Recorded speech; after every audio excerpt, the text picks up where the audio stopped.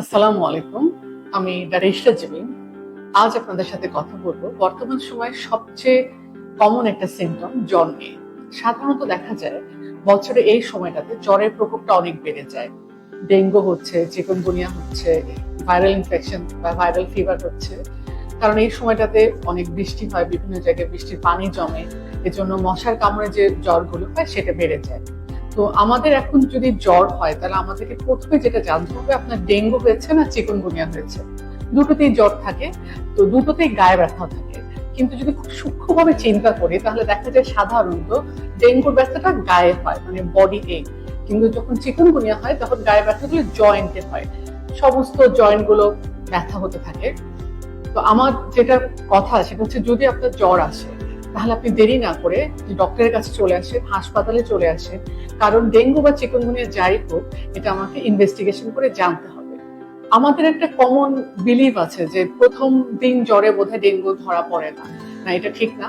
Dengue প্রথম দিন জ্বরেও ধরা পড়ে, কিন্তু ডেঙ্গু ডে ওয়াইজ কিছু অ্যাপ্রোপ্রিয়েট ইনভেস্টিগেশন আছে। যেমন ডে 0 to 3 বা 0 to 5 আমরা একটা টেস্ট করি, 5 to অনওয়ার্ডস একটা টেস্ট করি।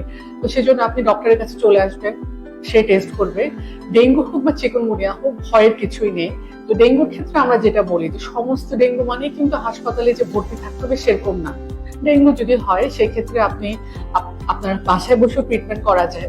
যেমন আপনি যদি প্রচুর পানি খান, শরবত খান, বা লিকুইড ড্রিঙ্কস গুলো বেশি খান, রেস্টে থাকেন, একটু প্যারাসিটামল খান জ্বর আসলে, ঠিক আছে। এরকম ডেঙ্গু হলে যেটা বাসায়ও থাকা যায়, সিম্পল কেস গুলো। কিছু কিছু ডেঙ্গু আছে যেটার ক্ষেত্রে আমরা বলি যে হসপিটালাইজেশন জরুরি।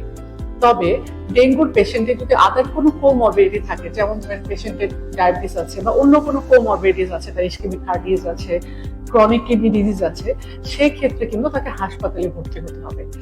আরো কিছু কিছু ক্রাইটেরিয়া থাকে যেগুলোকে আমরা ডেঙ্গু ওয়ার্নিং সাইন বলি, যেটা প্রত্যেকে জানা জরুরি। ডেঙ্গুর পেশেন্ট যদি তার ধরেন ভীষণ পেটে ব্যথা হচ্ছে, অনেক বমি করছে, সে খুবই ল্যাথার্জিক হয়ে গেছে, বিছানা থেকে উঠতে পারছে না, এত ফ্যাটিক হয়ে গেছে সে, বা তার লিভারটা প্যালপেট করে দেখা গেল লিভারটা বড় হয়ে গেছে, এইগুলোর ক্ষেত্রেও কিন্তু হাসপাতালে ভর্তি হতে হবে। বা ডেঙ্গু বা চিকুনগুনিয়ার ক্ষেত্রে যেটাই হোক না কেন চিকিৎসা আছে, কোনো ভয়ের কিছু নেই, শুধু একটু সচেতন থাকাটা দরকার। কারণ কমপ্লিকেশন অনেকগুলো আছে। ডেঙ্গুর যে কমপ্লিকেশন গুলো, এটা যদি আমরা টাইম মতো চিকিৎসা করতে পারি তাহলে আমরা সম্পূর্ণ কমপ্লিকেশনই প্রিভেন্ট করতে পারবো ইনশাল্লাহ। আপনারা সবাই ভালো থাকবেন, সচেতন থাকবেন। ধন্যবাদ সবাইকে।